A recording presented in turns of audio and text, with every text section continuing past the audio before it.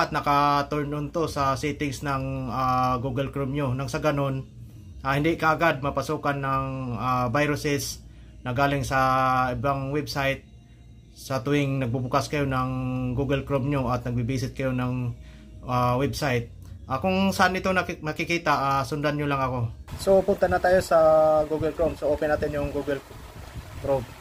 So then click natin yung 3 dot nasa right side sa taas. Click natin siya. Then click natin yung settings. Then click natin yung privacy and security. So click natin siya. Then mag-scroll up lang tayo. Then hanapin natin yung safe browsing.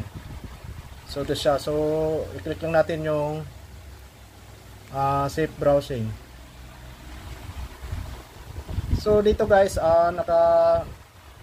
naka-enhance protection ako. So dapat dito sa settings na to, dapat naka-enhance protection ka para sa ganun hindi ka agad mapasukan ng viruses yung cellphone mo na galing sa ibang website sa tuwing nagbabrowse ka o nagbibisit ka sa ibang website.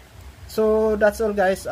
Sana makatulong to sa inyo, and don't forget to follow and share para makatulong din tayo. That's all. Thank you and God bless.